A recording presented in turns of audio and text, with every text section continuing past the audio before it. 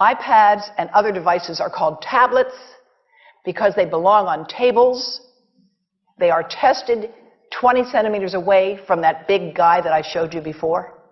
20 centimeters away. They are not approved to be held in the laps of little children, although millions of kids are having them now in schools because the people involved in educational technology and those involved in public health research are not talking to one another.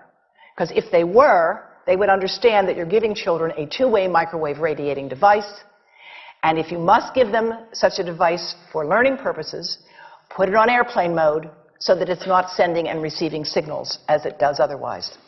Now, this is some new modeling, again, that we've developed with colleagues in Brazil, and we can share with you how we've done it.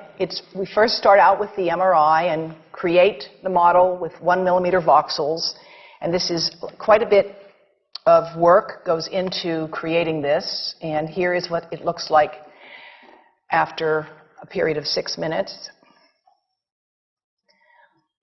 And that's really not as bad as it might look, because you see the red area only gets partway through the eye of the adult, right? The one that we're really concerned about is this one with the young child.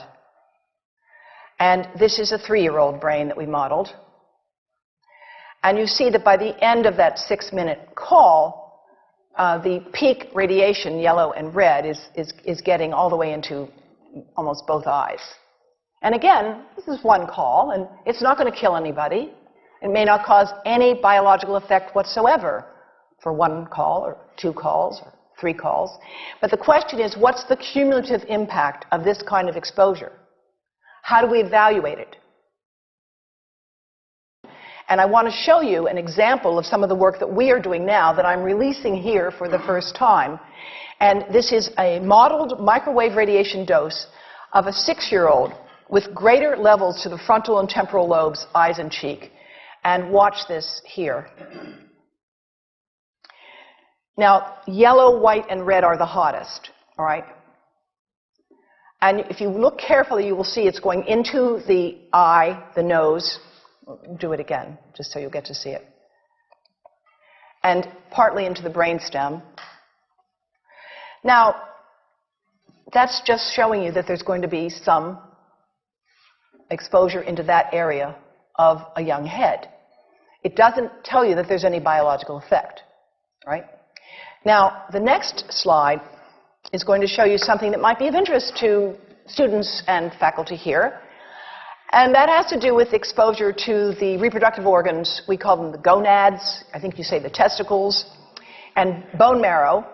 And look here at the radiation as it gets into the groin area. And that's just from having a mobile phone modeled into the pocket. And this, again, is based on a normalized SAR with I think we had a dipole antenna. Now, the breast. The breast is mostly fat, contains a lot of fluid. Things that contain fat and fluid cook faster in the microwave oven. Now, a cell phone can't cook anything, all right? Mobile phones do not pop popcorn. That was a fraud. They don't make any heat that we know of, otherwise they wouldn't be permitted. But they do go through things that contain fat and fluid. And we are now working at Environmental Health Trust with scientists at the University of California, San Francisco, scientists at formerly the president of the American Cancer Society of California, because we are seeing women who keep cell phones in their bras. Has anyone seen a woman put a cell phone in her bra? Hands up, please. Please tell them you've heard now why they shouldn't do that. And here I want to show you our first case report from 2009, and we now have many more. This was a Chinese-American woman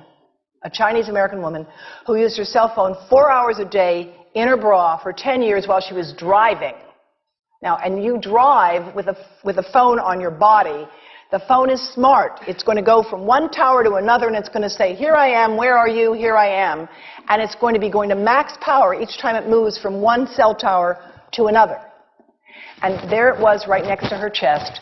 And the tumors that developed right under the antenna of the phone. unusual tumors. But in the meantime, people have a right to know how you can minimize exposure. And again, I think this information is available on our website, will be available on yours. Remember, if you have to give a phone to a child, put it on airplane mode. And think about this. That microwave oven, it works because there's a metal box around the microwave signal, and the signal pings all over the place.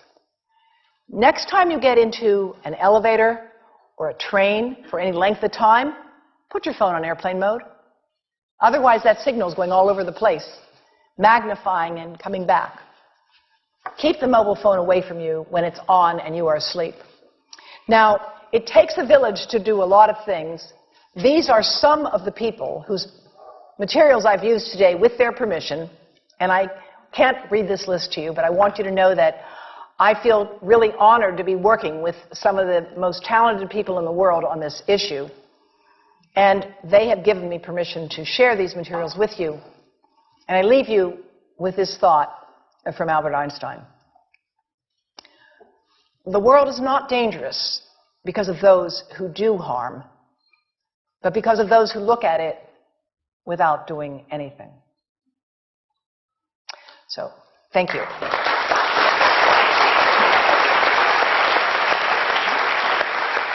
Thank you.